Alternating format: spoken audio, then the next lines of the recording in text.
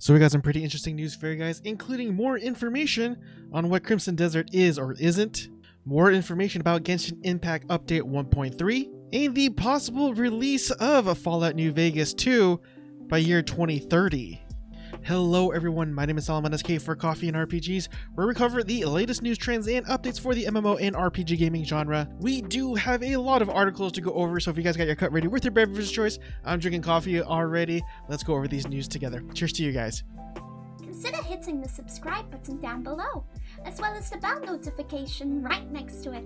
Thank you. Alright everyone, so let's go ahead and get started with a few articles from Gematsu.com. And the first one here says that Cells at Work, game developed by NetEase Games announced. And I just wanted to mention this really quick in case you are a anime fan, or more so a Cells at Work fan. I must admit that this anime is pretty charming, it's pretty cute, and in case you like both games of this particular franchise, well, you got something to look forward to pretty soon. Again, no details about this as of yet, but they do plan on releasing some more content and information at a later announced date. And in their next article, it says here that King of Seas launches on February 18th, and this is a seafaring RPG that you could play where you customize your own ships and stuff like that. So not necessarily my cup of tea, but I will admit I am sort of interested on that fact alone, because a lot of these RPGs are your stereotypical ones where you play as a character, where you dress them up and stuff like that. But anyways, it does go on to say that the pirate action RPG King of Seas will launch for the PlayStation 4, Xbox One, Switch, and the PC via Steam on February 18th for £24.99, or €24.99, or £24.99, depending on if you are in Europe. Now, one of the things that makes this RPG pretty interesting is that all the world that you play in is procedurally generated.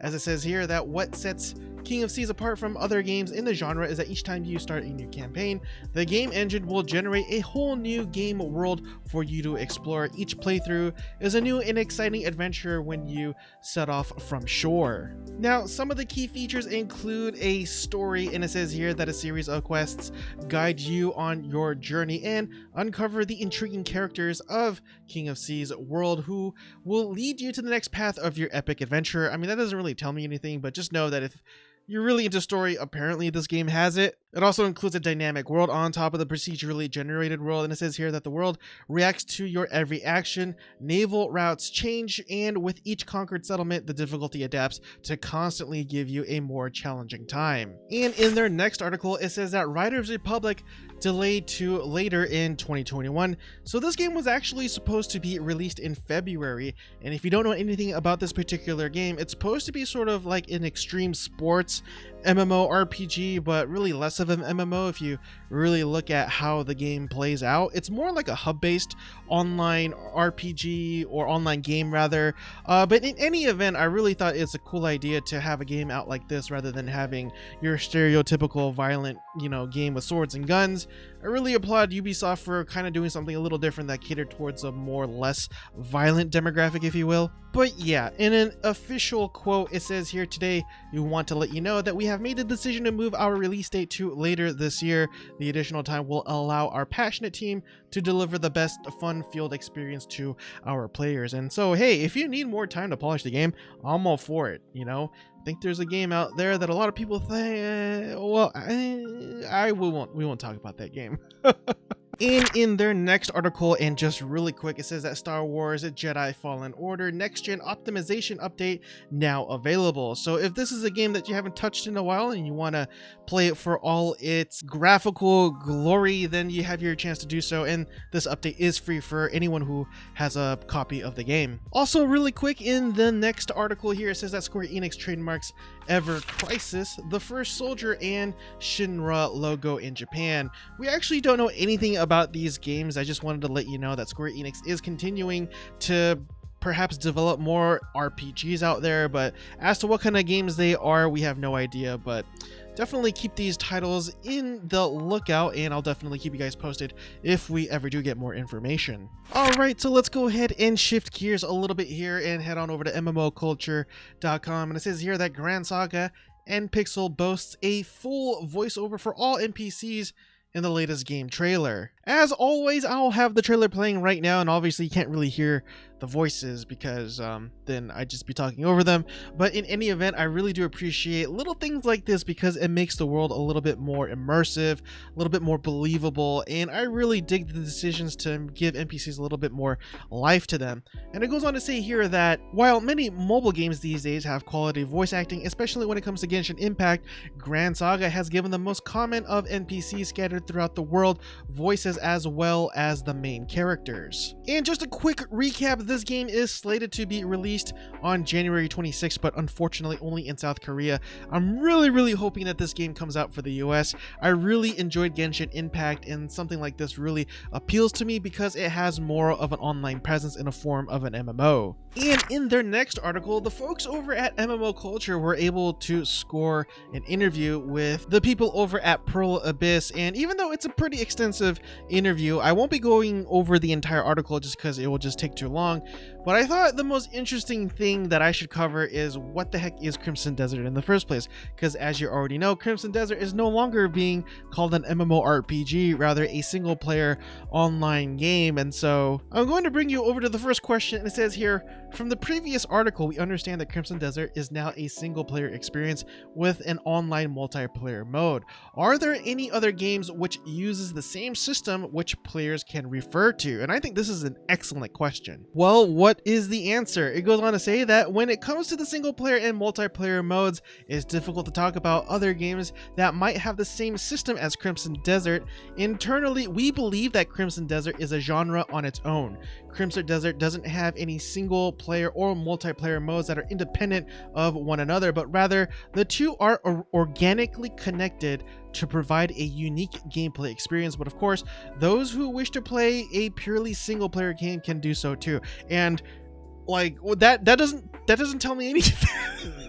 I mean, it says that, you know, the two are organically connected, you know, the single player and the multiplayer aspect of the game.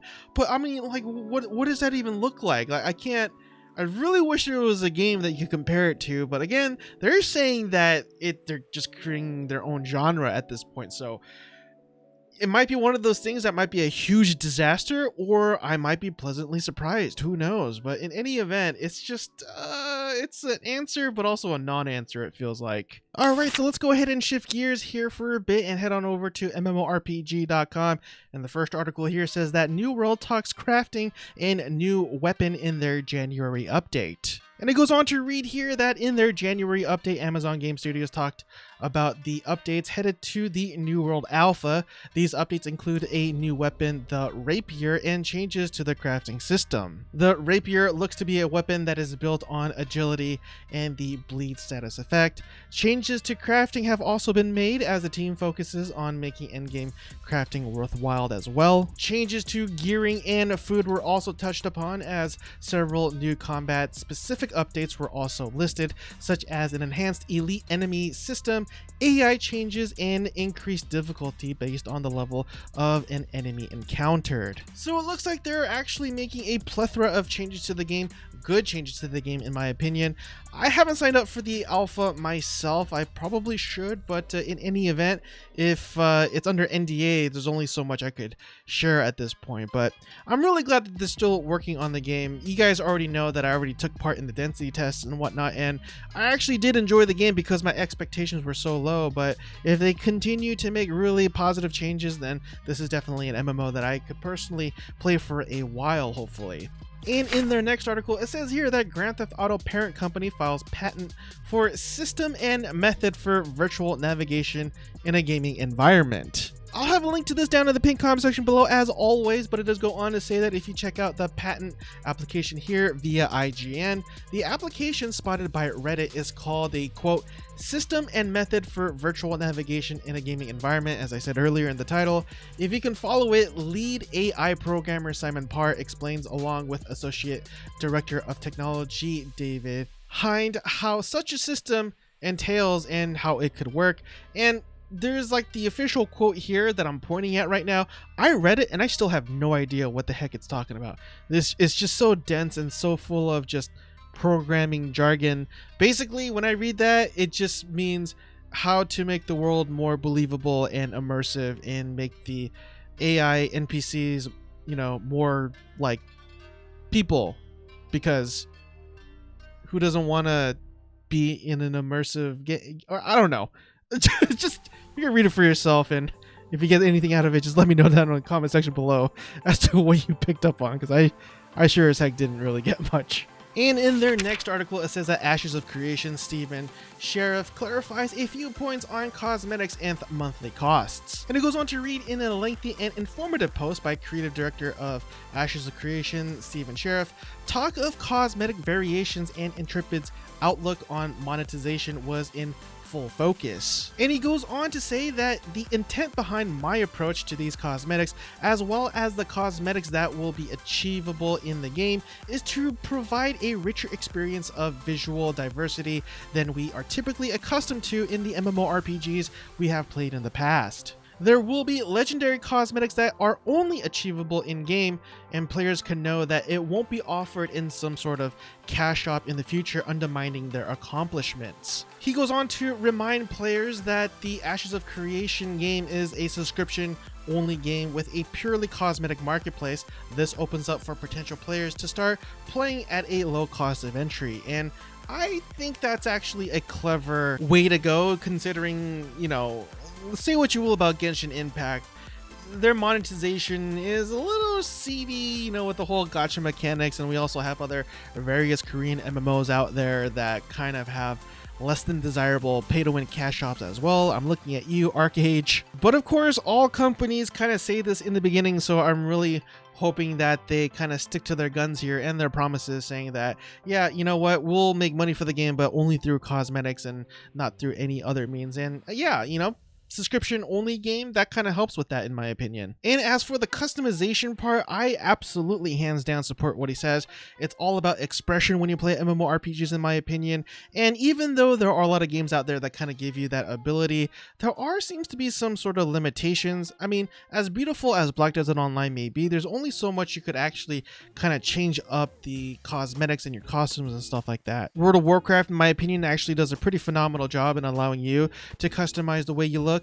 Alright, so let's go ahead and head on over to massivelyop.com with a few articles, and the first one here says that Craftopia promises its next major update on February 10th with a new map and new skills. The update, it says here, will bring with it 5 or more new bosses for players to fight and successfully bring down. The patch also brings in at least 2 new skills for players to master, a new map, personal storage that you can access from anywhere, and the ability to transplant rocks and trees for the most happy environment possible. And really quick, as a PSA, it says that the Elder Scrolls Online is offering a free trial of its ESO Plus subscription. Between now and Tuesday, January 26, players can hop into the in-game Crown Store, navigate to the ESO Plus tab, and select a free trial without any credit card details or other strings attached. And in their next article, it says that Star Trek Online is adding a new story featuring Tenavik and planet Boreth. And it goes on to say that if you are a fan of the Discovery series, then there are plenty to be excited for, as a preview post announced that players will be traveling to Boreth to meet Tenavik, the keeper of the time crystals. This new upcoming episode would have featured the actor Kenneth Mitchell to reprise his role, but a set of unfortunate extenuating circumstances prevented him from stepping in to the Klingon shoes. And it goes on to say that instead Mitchell has hand-chose another actor, Sam Witwer, to voice Tenavik, with a post assuring diehard fans that Mitchell, quote, sat in and coached Sam on how to portray the character, ensuring Sam's incredible talent was bent towards a pitch-perfect performance of Tenavik. Say what you will about STO and their sort of weird cash op that they got going on, in which the whales support the game, but man, I have to give it to them. I really didn't expect Star Trek Online to last as long as it did. And all those years ago when they were bought by Perfect World Entertainment, that hope really sank, but I am pleasantly surprised that they are still around. I am glad that I've been proven wrong, and good on them for continuing to kind of please their fans while also at the same time being able to provide content for all the diehard Star Trek fans out there. So let's go ahead and shift gears again and head on over to GamesRadar.com. And if you didn't know, there's a new Horizons game being developed right now, and in this article it says that Horizon Zero Dawn's PC updates will be less frequent as Guerrilla shifts to Horizon Forbidden West. You know, I'm really pleased that Sony decided to put a lot of their first party games from the console on over to the PC, even if it does take a couple years. So now Horizon is a game that I've never played. It's definitely an interesting RPG, and you know, at the end of the day, I really want to be able to play this on the PC because Sony actually didn't have to port this over for us PC folks, especially if you don't have a console. And so to kind of help support their decision and wanting them to kind of put more titles for the PC, I'm looking at you, God of War.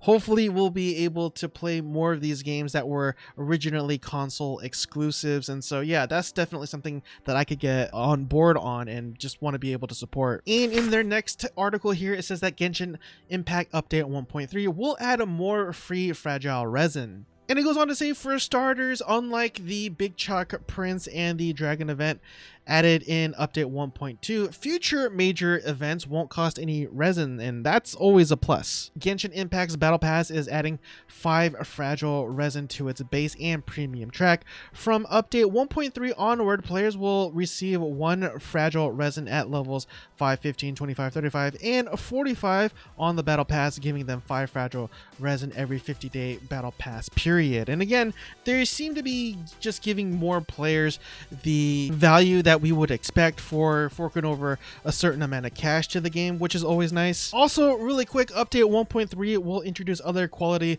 of life changes as well, the biggest being the option to, quote, convert materials. MiHoYo was vague on this feature, but it presumably related to the data mined gadget that can convert the elemental crystals used for character ascension into those of other elements as well. And let's go ahead and switch gears here a little bit and head on over to altchar.com. And this is especially for all those folks out there who are fans of Kingdoms of Amalur Re-Reckoning. The remaster of the fantasy RPG from the Xbox 360 and PS3 era is coming to the Switch in March. And so to those of you who grew up during the early mid 2000s, this is definitely going to be something that's going to help you be nostalgic, I would assume. And in their next article, it says that Fallout New Vegas 2 expected in the later half of this decade. And again, I do apologize for the title being cut off on the right there. But it does go on to say that according to insider Tyler McVicker, or otherwise known as Valve News Network, Fallout New Vegas 2 is real and it should be coming in the later half of this decade. The insider also states that he has some information on the game as well. And apparently, according to this article, the McVicker guy is actually a pretty reliable person when it comes to rumors and leaks and whatnot. So I'll definitely take the article's word this time around, because again, I never really heard of this content creator, and shame on me, I should definitely do more research. But the reason for this particular release date, or expected release date, of 2030 is because Bethesda is working on the Elder Scrolls 6 as well as a new IP called Starfield, if you were unaware. Heck, they might even make a Fallout 5 for all we know. But in any event, I think it's definitely something to look forward to, but that's not until for another 9 years. And so hey, if we get it, great, but by then I actually have no idea if I'll even be doing this channel. Hopefully I will, but that's some pretty crazy numbers, admittedly. And that concludes today's episode of MMO and RPG news, updates, and commentary. I really do appreciate it if you made it with me so far, and if you feel as though I have earned your subscription, please consider hitting the subscribe button down below, as well as the bell notification icon right next to it, as that significantly helps out the channel, and I would greatly appreciate it. We did have a lot of news to go over, so I'll finally let you guys go. Hope you guys have a pleasant night, and I will see you guys next time. Cheers again, everyone.